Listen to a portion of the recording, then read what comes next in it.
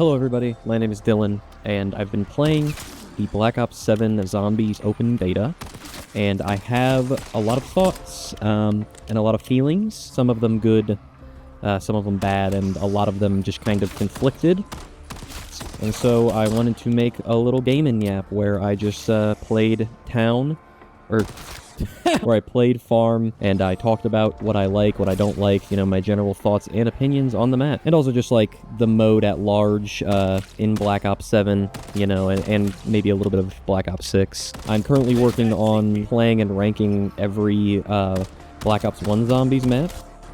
So be sure to subscribe if you want to see that one. Be sure to subscribe and hit that fucking notification bell. That's going to be a much more well thought out, and my thoughts are going to be a lot more organized. This is going to be completely off the dome. And I don't want to just talk about the microtransactions and the monetization of Call of Duty at large. Hold on, I have to pause so my cat can walk past the screen. Anyways, I could go on for hours about capitalism bad, you know, how they've transformed many a beloved franchise into glorified storefronts, passing off major content updates as fucking sequels that cost full price. It's not like this is exclusively a Call of Duty issue. That's kind of why I don't want to harp on it too much. It's more of an industry-wide issue. Not to say that it's not a problem or to, like, excuse it. But that's not, I want to focus more on the game design and map design and, you know, the actual product and not just the way that they make money off of it. Remember, $70 is a full-priced AAA video game on top of all the other shit. I love capitalism.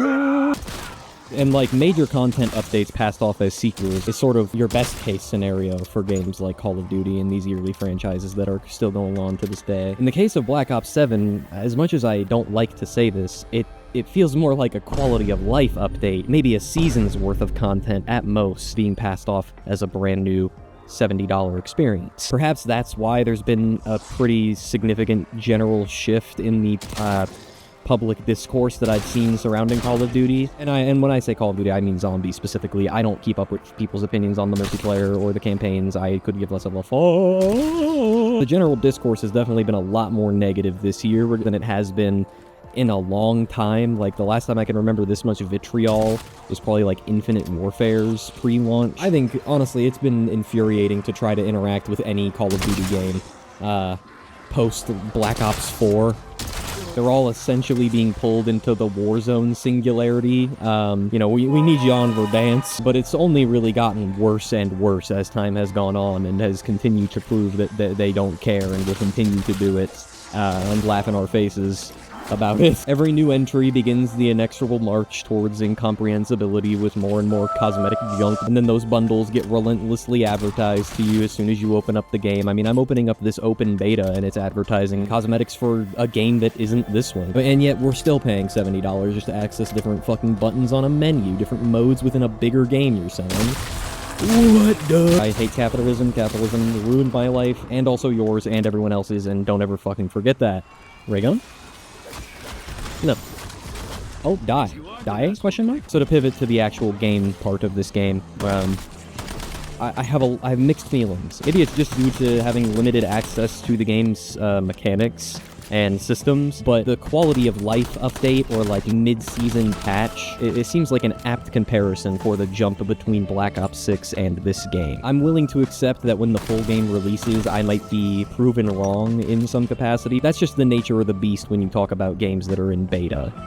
So if you come back to this video in the future and I'm wrong, cool. Honestly, if this beta's done one thing for me personally, it's kind of just made me wish they added these quality of life changes to Black Ops 6 zombies. I don't like modern zombies mechanics, you know, kind of at large. I'm certainly not somebody who thinks they make the game mode unplayable. Some changes I think that they've made in modern zombies are good. I personally think mantling and the new movement system, I think it's the best it's ever been. But like I said, the points system and the rarity system and the weapon upgrade system, I don't love it. I don't love progression in zombies in back in my day. I'm just not a huge fan, personally. But I'm willing to look past it for the most part. if I think that the maps are well designed. So all that to say, I don't hate all modern zombies mechanics, but I am more of a classic purist. Specifically about Black Ops 7, I think a lot of the quality of life changes and the visual changes especially have been really great. The ammo boxes and also zombie armor being, you know, properly zombified, for lack of a better word, making it fit in more with the aesthetic of the mode. For some reason, it is still just the Warzone plates, which is especially disappointing given that if this was a, you know, big content drop for Black Ops 6 and they only made those 2 changes without including the change to the Warzone armor plates, maybe I'd be more understanding. But in a completely new game, there's really no excuse other than it was a deliberate choice, and it's one that I very much disagree with. But other small things like the way weapon rarity works for wall buys and the way armor wall buys work are, you know, very slight improvements that I think just polish up what was already a pretty solid foundation in Black Ops 6. It just does not feel like a sequel jump. I feel like that's where most of my conflicted feelings come from, really. As much as I like these changes, it would have made that game better, and also, I wouldn't have to spend 70 fucking dollars. Okay, my cat's in front of the screen again. Pause for 1 moment. But anyways, outside of just those little improvements, I also think that, like, the aura, for lack of a better word, of this map is fucking sublime. Like, this is truly an astronomical upgrade over the original farm. Kind of on every level, in my opinion. It still has the, like, dingy atmosphere that I think the original really got, like, nailed. It obviously doesn't look as quaint and charming as the Black Ops 2 version because we are now 2 console generations removed from that game's release. The atmosphere here is on par with a map like Terminus, which I think has one of the most dense atmospheres of any zombies map. I think it is also a huge step up from a lot of the later Black Ops 6 maps. I think Terminus had great atmosphere. I think pretty much every other map really severely lacked it. So I'm not going to get my hopes up for the future Black Ops 7 maps, but if this is the baseline in terms of atmosphere and visual design, I would love for them to maintain this as the bar of quality. What I think is the most significant improvement from Black Ops 6 to this map is just the attention to detail and the intrigue of this map. Like, I actually give a shit about what's going on here, and I want to know more. I'm actually intrigued by this map's design and by the little nuggets of storytelling we're getting to want to know more intrinsically, and not just because I want to know how it fits into the story with the characters I already know. I want to know what happened here, and to whom, and why it's important. Like, there's so many little things that, you know, accumulate to that sense of intrigue. I mean, this obviously is an incredibly, just kind of iconic, instantly iconic scene. Up here, it says the twins lie, and there's a little bunk bed here, implying that the twins, you know, who the hell are they, and what are they lying about? And don't get it twisted, this is literally, like, baseline shit. This is the bare minimum for zombies. I mean, Varuk had, even Noct had scribbles on the wall with intriguing phrases that made you want to learn more about the world and what happened. But I mean, stuff like, it must be awakened, and then this cube with an eyeball that bleeds, and it's making fucking weird noises in this dungeon. And that's more than just aura or atmosphere or, like, set dressing. That's actually a sense for intrigue that I feel like has been sorely missing for a long time. Being in the dark ether kind of opens up the floodgates for wacky, weird, wild shit. And I love that. That's what zombies has always been about. And I feel like maybe the thing that's been taking the aura away from modern zombies is just that there wasn't really any wacky shit going on in the Dark Ether storyline. It was all labs and government psyops and fucking government agents and experimentation. But now we're getting into some occult shit here or something. I don't know, and that's cool, and I want to know, and I don't just, like, want them to have a character pop up in the corner to explain it to me. The way that they approach storytelling in the maps, I think, is a vast downgrade. So even though I do think the atmosphere is a huge step up and that the quality of life changes are excellent, they are kind of just that, minor improvements or quality of life changes that could easily have been patched into Black Ops 6. And, like, I mean, the skybox is fucking beautiful. Can I just, like, allow my ADHD to take over and just talk about how fucking insane this looks? It's just, the spectacle is raw as fuck. The wild part of me wants to get excited about those steps forward. It's just hard to keep that excitement when I remember that they are making me pay $70 fucking dollars. I'm gonna twist it. I think gamers can get entitled as shit. But in a case like this, at what point is it too much? There are other little details that I like. I think the zombie, I don't know if I might be wrong about this, but I feel like the zombies dismember a lot more viscerally now. Like, they explode a lot more in terms of just how much they give and how much blood is everywhere and gore and viscera. I think that is definitely a step up, though that might just be a fucking placebo. I don't know. I do like that the zombies are at the very least, you know, farmers on the farm, and that makes me think they're gonna have location-specific models for these zombies in different parts of the map, which is cool. I mean, it's like, I guess I'm realizing now I'm saying a lot of these things as praise, even though they're more so a course correction back to the standard we're used to, not necessarily a step forward. A step forward from where we are, but not a step forward from where we were. So those are my thoughts on the mechanics I think are going to affect, like, all of Black Ops 7 and the whole maps and everything. You know, things I'm sort of hoping will remain consistent throughout that I think are positive changes. And so to talk about farm itself, and, like, what I think is good about this specific part of the map, because I also, not just in terms of detail and intrigue and all that, and atmosphere, I also think this is a step up in terms of map design, which is crazy considering this is just farm. Like, it is a remake of an old area, and it's also just one small part of a massive, bigger map. And yet, I am more inspired by this level design than I was by most maps since Black Ops 4. I know that we may have lost some of the claustrophobia and confinement of the old maps, but, like, I don't know.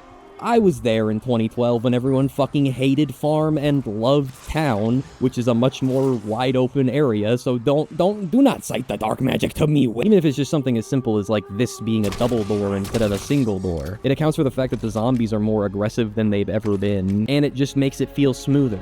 You know, overall, I think it is a vast improvement to have more space to, you know, push the buildings back. I mean, I talked my ass off. I already got my ass off about big attention to detail. Also, they're using the beauty of annihilation with fucking how many years? 17 years later? Golly. Kevin Sherwood. Kiss me on the lips. So the changes to the overall layout, like beyond just the additional space, I think are very good. I think the house being right next to the barn actually makes the map flow together much more nicely. I don't like that they've moved box locations. I think the balcony box location on farm is incredibly iconic, and I don't know why they moved it, but overall it just feels more engaging to move through the map because it connects back to itself with this new underpass area, basement thing. It's a fucking whatever this Hellraiser is looking at. And this, you know, small addition actually just makes the map way more interesting to traverse. It's not so small and linear and full of a bunch of bullshit. I mean, I remember how bad it was to be in this area in the old farm. It was genuinely a death sentence to go into this building for any reason ever. Now it's actually navigatable. There are more parts of the map that you can actually, you know, conceivably move through without getting immediately cornered and ending your game. And I think that is a plus pretty much no matter what. It actually feels like I could spend a lot of time, and I already have spent a lot of time exploring and just getting immersed in this map, and this feels like an actual realization of what the old survival maps were trying to go for.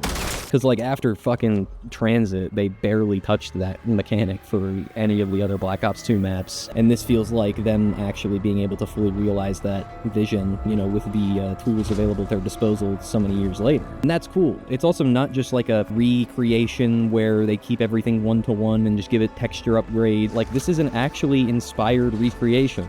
It's instantly iconic. Like, you know this is Farm from Transit. I feel like any Zombies fan could immediately identify this as Farm. Even though it doesn't look exactly the same, it's spiritually very similar, but it also makes enough changes to feel like a wholly new take on the map, which is cool. And I feel like Zombies has always been really good at doing remakes and remasters of maps. There are very few maps that have gone untouched by a remake or remaster or inclusion in another map in the future.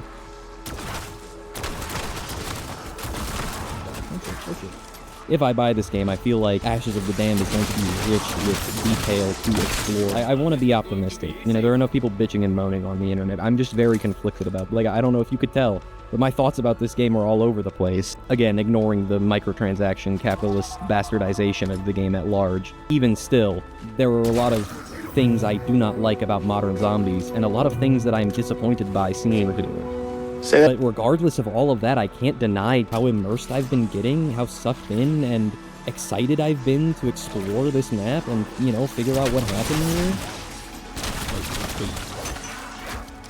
I have very, like, contradictory feelings about the game at the same time, and they're kind of hard to reconcile with each other, but, like, they do exist within me. There are two wolves inside of you. Like, as much as I enjoy all these new changes and updates, I can't shake the feeling that something is wrong, something's missing. Like, this is so obviously a Black Ops 6 map with a new season's worth of changes, and then they swapped the gun models out.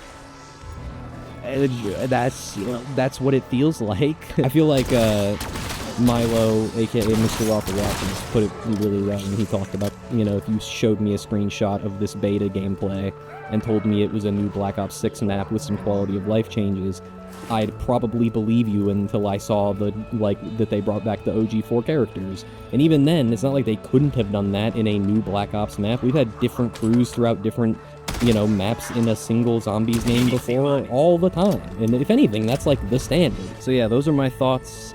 Sorry if they were all over the place, because as much as these changes excite me, and as much as I want to be hopeful for the future of this game mode that I love so much, the part of me that's been burned before by Activision so many times, kind of reminding me that I've seen this before. I've played these games before. Oh, nice, and my controller battery's low. Swag. Not fucking bad. I do genuinely hope that by some miracle, Treyarch is able to, pull this from the jaws of the burst mode. Gives me a little extra hope, even though it's not in this beta for some reason. Like, that would have been an incredibly easy way to hook some classic Zombies fans. Convince them that it's worth spending money on this new game. But as it stands, I just, find it difficult to be inspired by what I'm seeing. I can't help but shake the feeling that it's not going to be enough, and that kind of upsets me. But either way, I'm going to teleport out of here. This is a change I especially like. If you guys want to continue the conversation in the comments, I am genuinely interested to see what people have to say, but, keep it civil. So yeah, thanks so much for watching. I really appreciate it. You can subscribe if you want to see me talk more about zombies, because I'm going to be continuing my series where I talk about every zombies map ever made very soon. Also, go check out part 1 of that series if you haven't seen it already, because I think it's very good. And yeah, that'll do it for me. I'll see you guys in the next one, and goodbye.